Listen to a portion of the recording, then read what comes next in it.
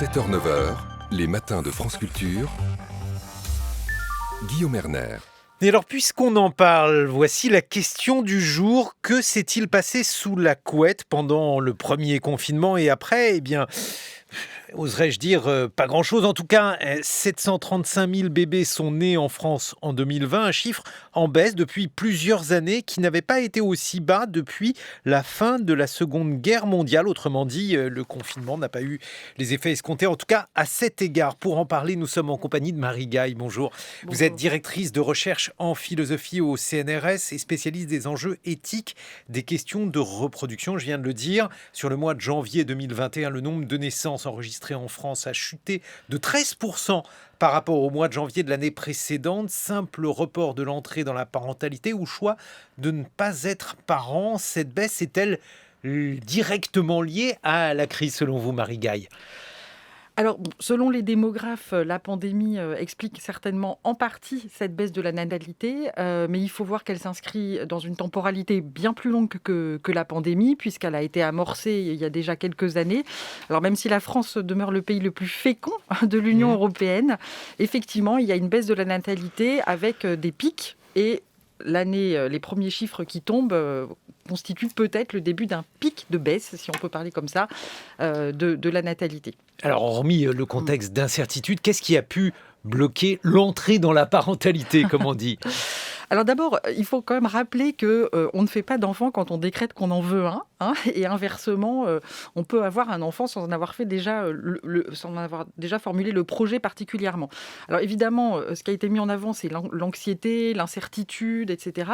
Et puis après, il y a des facteurs plus structurants, je dirais, et plus récurrents qui sont mis en avant par les démographes.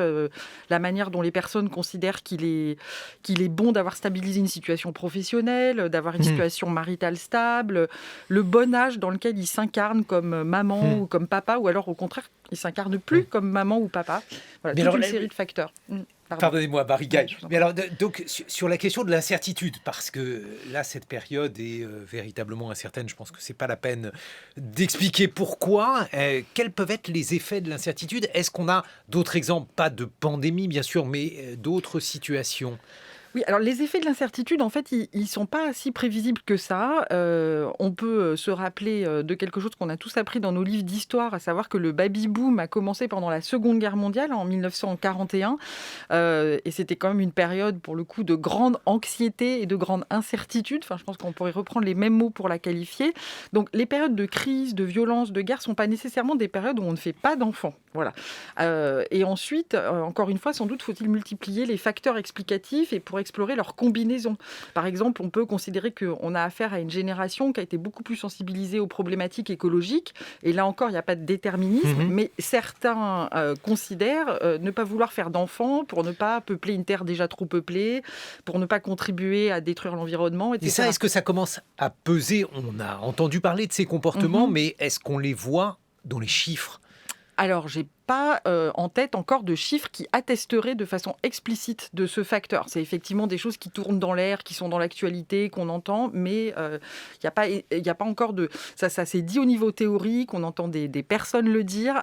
Voilà, il faudrait l'attester par des chiffres, effectivement. Marie Gaille, est-ce que l'on peut dire néanmoins que le confinement est l'occasion d'une sorte de repli sur la sphère privée ? On aurait pu imaginer que cela renforce, dans tous les sens du terme, la cellule familiale, voire que cela fasse croître et multiplier cette même cellule familiale.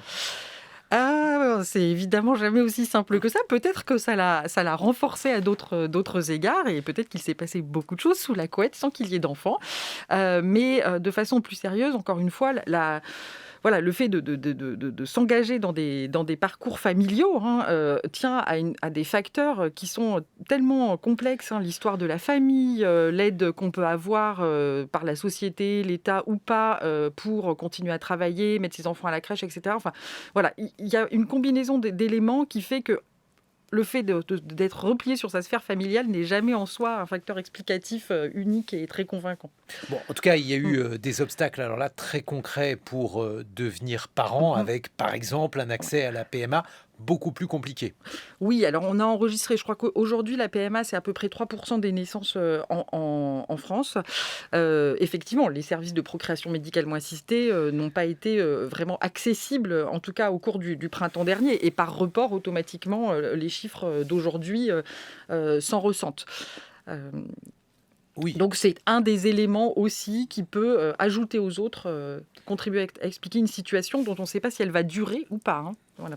Et puis, il y a une autre question qui est l'âge moyen en France pour une femme, pour le premier enfant, c'est environ 31 ans.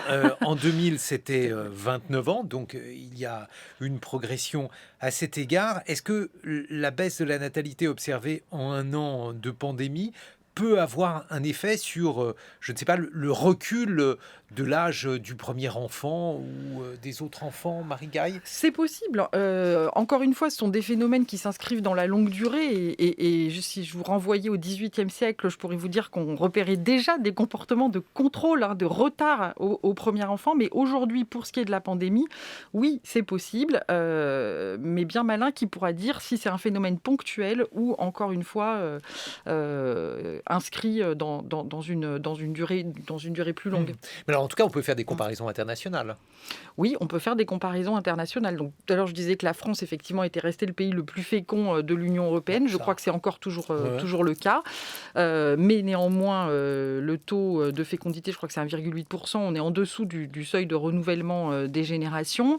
Il y a des comportements procréatifs qui sont beaucoup plus restrictifs dans d'autres sociétés où on voit effectivement que, pour le coup, de façon très majoritaire, et je pense notamment aux pays d'Europe de l'Est, les couples ne font pas d'enfants avant d'avoir une assise professionnelle totalement stable, ce qui n'est pas le cas toujours en France, en fait. Et puis alors, une dernière question, Marie-Gaille. Alors ça, c'est un phénomène très intriguant qui n'a pas de lien direct, à mon avis, en tout cas avec la pandémie. C'est l'augmentation significative et bien antérieure à la période de la pandémie. Évidemment, une progression du nombre de jumeaux. Les grossesses et les naissances multiples représentent aujourd'hui un bébé sur 40. Et oui, effectivement, les démographes ont constaté que le nombre de jumeaux avait fortement augmenté. Alors attention, il ne s'agit pas des jumeaux homozygotes. Là, le nombre reste complètement stable, ce qui a énormément augmenté. C'est les homozygotes, les faux jumeaux, le nombre de faux jumeaux. D'accord. Voilà, parce que effectivement, il y a ce retard à l'âge dans la procréation. Les grossesses tardives sont associées à une augmentation de la probabilité d'avoir des jumeaux. Et puis, les PMA ont été interrompues provisoirement, mais elles sont souvent associées à des grossesses multiples aussi. Donc, dans le monde, on a effectivement une forte augmentation du nombre de jumeaux. D'accord, mais alors de jumeaux, donc hétérozygotes, c'est effectivement différent, par exemple pour la reconnaissance faciale, puisqu'avec les Voilà, ça peut dispositifs-là, engager. Après, socialement, les jumeaux, voilà, homozygotes. Et alors sinon, dernier mot, Marie-Gaille, vous ne ferez pas de prévision sur la suite et la manière dont la natalité française pourrait évoluer, d'autant qu'on ne sait pas très bien comment cette sortie du Covid va s'opérer. Non, je ne ferai absolument pas de prévision sur la natalité. Les démographes peuvent en faire en partie sur des chiffres statistiques. Quand j'étudie les comportements procréatifs des couples ou des femmes, moi, je m'en tiens souvent aux histoires singulières et personnelles. Et avoir un enfant, faire un enfant, reste quelque chose de bien mystérieux. Merci beaucoup, Marie-Gaille. Je rappelle que vous êtes directrice de recherche en philosophie au CNRS et on vous doit notamment le désir d'enfant aux presses universitaires de France.